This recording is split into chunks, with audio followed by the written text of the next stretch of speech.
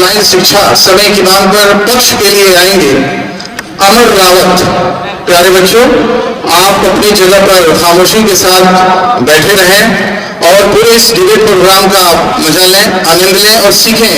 Online शिक्षा बहुत ही चर्चित विषय है और ये आपके सामने जो कोरोना काल समाप्त हुआ है इसमें आप सभी ने देखा है, आप सभी ने उसका अनुभव प्राप्त किया है।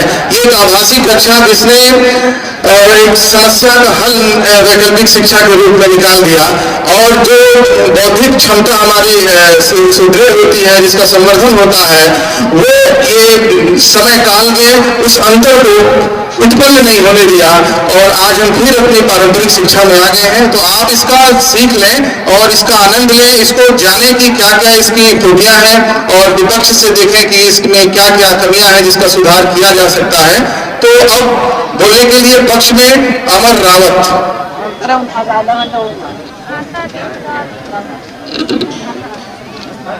हाँ, टीचर का ब्लैक बोर्ड की मांग के पक्ष में बोलने के लिए उपस्थित हूँ।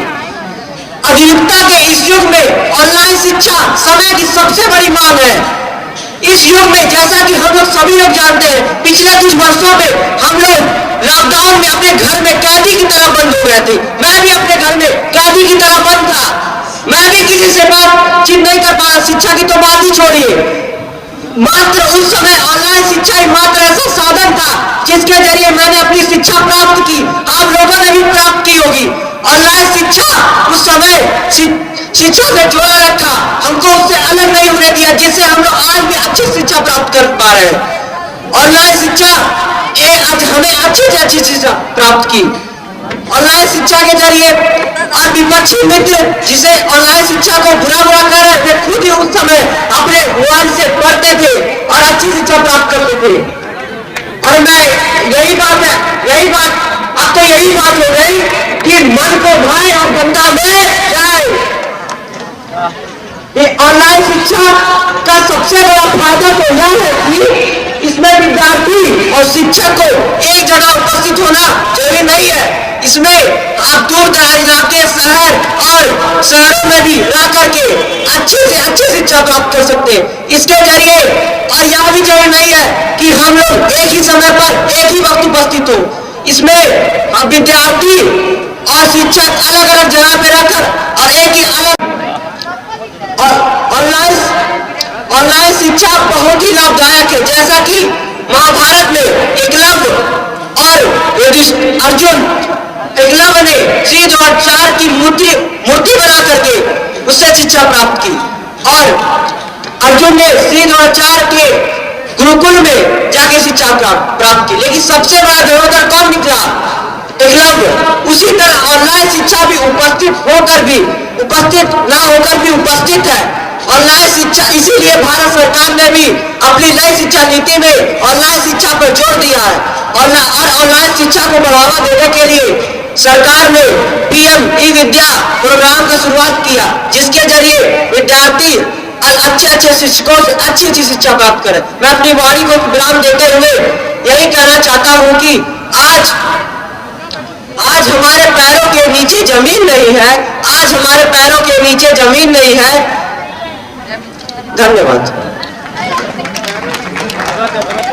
प्रतिभागी हैं आबिद आजाद। आ जाइए, ये अपना तर्क रखेंगे पक्ष में।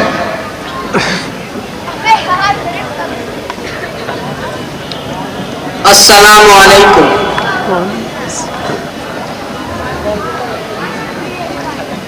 शिक्षा हमारे जीवन में बहुत महत्वपूर्ण है। शिक्षित होने से आप मानसिक और सामाजिक दोनों तरह से जागरूक होते हैं और लोगों के बीच सम्मान बढ़ता है। शिक्षा आपके आसपास होने वाली हर चीज से अवगत कराती है।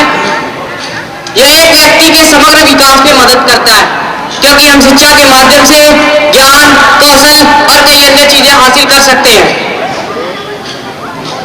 शिक्षित लोग अपने शब्दों और कार्यों से समाज को बहुत प्रभावित कर सकते हैं।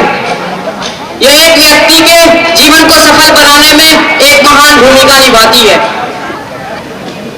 शिक्षा प्रत्येक व्यक्ति का एक मौलिक अधिकार है। इसे प्राप्त करने में जीवन के अर्थ गुणवत्ता को समझने की जरूरत है। अस्सलाम वालेकुम।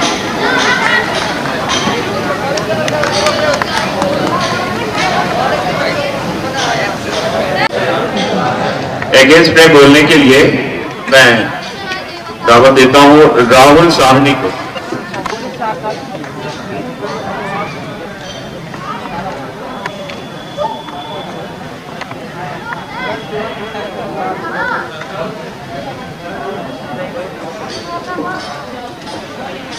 आदरणीय निर्णायक मंडल, मुख्य अतिथिगण एवं छात्र के रूप में बैठे मेरे देश के भावी छात्रों को मेरा प्रणाम। मेरा नाम राहुल साहनी है। आज जो विषय है ऑनलाइन शिक्षा समय की मांग, इस विषय पर मैं अपना विचार आपके सामने प्रस्तुत करना चाहता हूं। जब मैं वहां पर बैठा हुआ था तो कुछ बच्चे के साथी लोग कह रहे थे कि ऑनलाइन शिक्षा मेरे लिए इतना फायदा है, उस तरीके से फायदा है। लेकिन मैं एक बात आप लोग से ये पूछना चाहता हूँ कि कुछ समय पहले कि जब लॉकडाउन लगा था तो छोटी सी बात के लिए कि जो ऑनलाइन शिक्षा है बहुत ही फायदा करता है, बहुत ही फायदा करता है। लेकिन एक बात ये सच है कि जो अपना बच्चे लोग के जो विचार है परमार्थ की तरफ प्रयोग कर रहे हैं, लेकिन वो सत्य नहीं है। कुछ पेरेंट्स आधे घंटे के लिए मोबाइल दे देते हैं तो उनको चिंता होती है कि मेरे बच्चे का आंख न खराब हो जाए, मेरा बच्चा बीमार ना हो जाए, मेरा बच्चा मानसिक रूप से परेशान ना हो जाए। ऐसी ऐसी लोग बातें सोचने लगते हैं। लेकिन पक्ष लोग क्या सोचते हैं कि चलिए ऑनलाइन शिक्षा तो हमारे लिए क्या है, बेहतर है। ऐसा बात सच नहीं है। वर्चुअल दुनिया में अगर देखा जाए तो क्या होता है, लोग ऑनलाइन पढ़ाई तो करते हैं, लेकिन पढ़ाई करते करते बाद ये लोग भूल जाते हैं कि वास्तविक दुनिया सच है कि रियल दुनिया सच है। मैं बताना चाहता हूँ कि जो ऑनलाइन क्लास चलता है तो टीचर पढ़ाते तो जरूर है, लेकिन जो आई कांटेक्ट होना जरूरी होता है। तो बच्चे को ये लगता है कि हाँ कि टीचर पढ़ा रहे हैं, अच्छे तरीके से पढ़ा रहे हैं, ये थोड़ा महसूस होना चाहिए। लेकिन कुछ बच्चे इतना समझदार होते हैं कि क्या करेंगे, वीडियो रिकॉर्ड करके ऐसे रख देंगे सामने और अध्यापक ये चलिए बच्चा पढ़ रहा है। ये कुछ लोगों का क्या है विचार है। मैं ये बताना चाहता हूँ कि जो पेरेंट्स क्या करते हैं, ऑनलाइन क्लास शुरू होता है तो बैठ जाते हैं, चलिए अब कुछ होमवर्क मिलेगा तो हम भी सहयोग कर देंगे। अरे सहयोग तो करना दूर है, ये छोड़िए, पर ये मैं आपको बता देना चाहता हूँ तो बच्चा पढ़ेगा नहीं, क्योंकि उसमें जो आप सहयोग कर रहे हैं ना, तो सहयोग करने की वजह से बच्चा आपके होमवर्क करने में जो सहयोग करती है वो पूरा नहीं, सही नहीं हो पाता है। ये क्या है, हमारे पक्ष लोग क्या है विचार है। मैं आपको ये बता देना चाहता हूँ कि ऑनलाइन शिक्षा जो आप इतना फायदा बता रहे हैं, उस ऑनलाइन शिक्षा की वजह से कुछ पेरेंट्स का डिस्कनेक्शन हो जाता है, बच्चे सही से पढ़ाई नहीं कर पाते हैं। ये सब ज्यादातर क्या होता है, नुकसान होता है। बात करें शिक्षा की, शिक्षा हमेशा सहयोग करते रहते हैं कि जब बच्चे ऑनलाइन बैठते हैं, सॉरी ऑफलाइन बैठते हैं तो हमेशा कहते हैं कि कोई परेशानी, कोई मुसीबत आए तो क्या करना, उसमें सहयोग मैं तुम्हारी कर सकता हूँ। इस विषय पर मैं एक कोटेशन, एक शायरी बोलना चाहता हूँ कि तुम गिर कर देखो कोई नहीं आएगा उठाने, तुम उठकर देखो सब आएंगे गिराने। तुम गिर कर देखो कोई नहीं आएगा उठाने, तुम उठकर देखो सब आएंगे गिराने। न मैं गिरा ना मेरे उम्मीदों की बिना गिरे, मुझे गिरा दे वो कई बार गिरे। न मैं गिरा ना मेरे उम्मीदों की बिना गिरे, मुझे गिरा दे वो कई बार गिरे। और सवाल देर का नहीं था, मुझे समझ नहीं गया। अरे लोगों को तकलीफ तो तब हुए जब हिंदुस्तान का नागरिक जीत गया। दोस्तों, ऑनलाइन पक्ष के लोग बहुत ही फायदा बताते हैं ना, ये नुकसान की बात आती है ना, ये नुकसान हो जाते हैं। धन्यवाद, थैंक यू।